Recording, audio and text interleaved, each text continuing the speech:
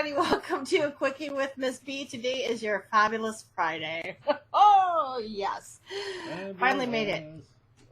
Friday. Made it through that work week. Woohoo. But now, this next topic. Yeah.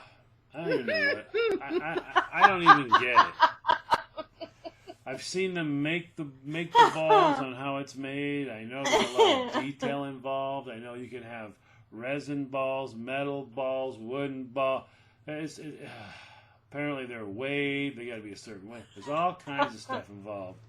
And this thing called, I think it's called Bocce Ball, right? Yeah, it's Bocce Ball. There's basic rules to Bocce Ball. This ought to be special. So the Bocce Ball is played with 8 large balls and 1 smaller target ball. And I can't say the word because I'll probably mispronunciate it. Palina. I can't. I'll mispronounce it. Yeah, I'll mispunctuate it. Pronounce. I write for a living? No. So you get 4 balls per team, and they're made up of different colors and patterns. Like you said, some could be wood, some could be, whatever material that they decide to go with. So you play with these 2 teams. Each team can have 1, 2, or up to 4 players. So you can have, if you're playing by yourself, you could get all 4 balls to use.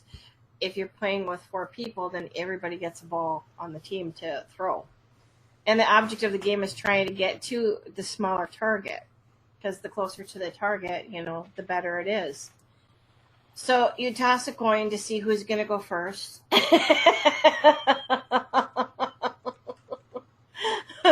Reminds me of like when they do the football game. What was it? The Super Bowl? Heads, tails, I got to watch. So everybody's like, at least in my family, they're all like gathered around watching to see like, who's going first. That makes a huge difference. I guess. So you gotta do the little ball and make sure that when you toss it, it stays within certain boundaries of the court. Now, here's the interesting part about this. We had an uncle of ours, and he used to have a cabin, and he always wanted to play bocce, but he didn't actually have a court for bocce. So when we never played like in the grass, he always wanted to play on the driveway. Now, the driveway had loose gravel. So because there was loose gravel... Not very good for bocce ball. No. Excuse me, but for him it was because he could manipulate that, and he always was the one that came closest to the small ball. It didn't matter who played him. It was like he knew the lay of the land, if you will, or in this case, the driveway. He knew where all the divots and everything were. And everybody that played him, nobody won. He always won. And then there was this one time that they thought they would up the stakes. So I thought, well, they're going to make a bet. No. They decided to involve drinking in it. Oh, that's always a good idea. When you're trying to get even, involve alcohol.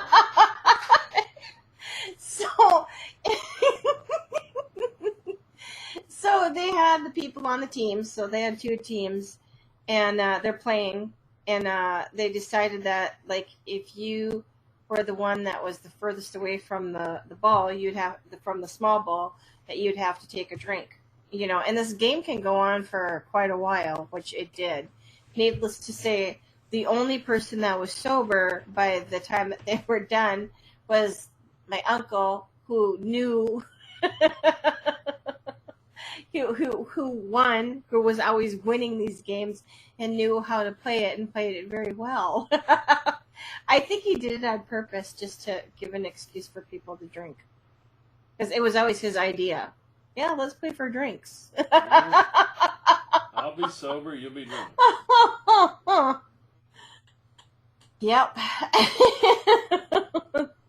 And it was kind of funny because as a kid, watching all the adults trying to do this, I mean, because like the more that they drank, the more the coordination was off. And I tell you, those balls went everywhere. Special game. Uh-huh. Just saying. Yep, and you always had to throw underhanded, and so that was the other thing with my uncle. Like if you threw the ball incorrectly and you didn't throw it underhanded, or he didn't like the way that you were, if he thought that you weren't throwing it correctly, then you had to take a drink too.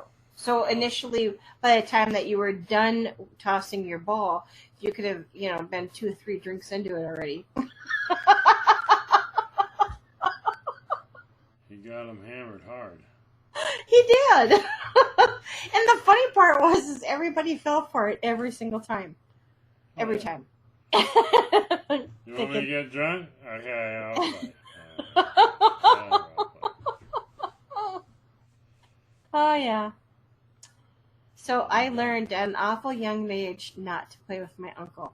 We get you. Yeah. And on that note, do we need to take a break? Yeah. All right. Welcome back, everybody. You're listening to a Quickie with Miss B. I guess today it's story time for me because I don't know nothing about bocce ball. I know it involves balls. They can be like resin, wood, or metal. I don't even know what this thing is. So this one time I remember going out to the cabin where my uncle was, and this was always his thing. He always, every time you had to play at least one game of bocce. They decided that they were going to hide his bocce balls on him because nobody wanted to play this day. Everybody wanted to just kind of hang out and do their own thing. So the whole day, all he did was complain that he couldn't find his balls. Someone touched my balls. I've been looking everywhere for my balls and I can't find them. It's like my balls aren't where they're supposed to be.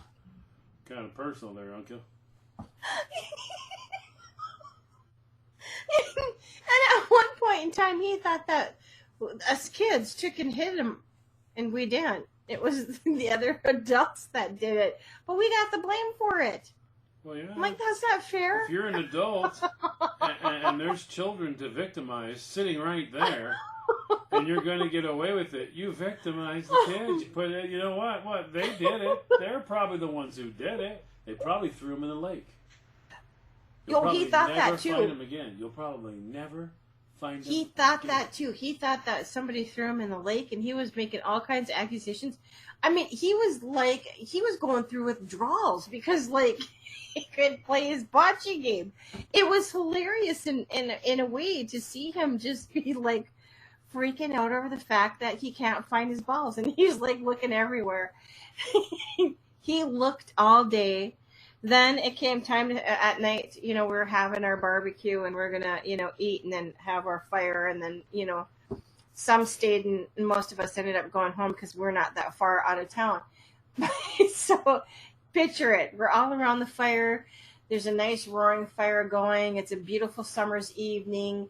Everybody's just sitting around, kind of just relaxing, enjoying the moment, taking it all in, having their drinks. And all of a sudden it's, goes from being really, really quiet to hearing my uncle scream, I finally found my balls. And then he's like, damn it, it's dark out. We can't play. And where did he find his balls? They tucked it. Okay, so this particular cabin was kind of more like a lake home. Yeah. So it had a garage. It was a 2-car garage, and he never really did much with the garage. I don't remember him parking his car in it or doing much of anything. So they figured that was a safe place to put it because that's the last place that he would look, and they were right. That was the last place. So he had he had like these shelves that kind of went all the way around the top on the three sides of the garage, and he had all kinds of junk and stuff stacked in there. And that's where he finally found it. He took the ladder and climbed up there and started moving all the junk around until he found them. And then it was hilarious because they're all in like this all the bocce balls are in this bag that he was carrying, and he's like, "Good news, I found my balls." Oh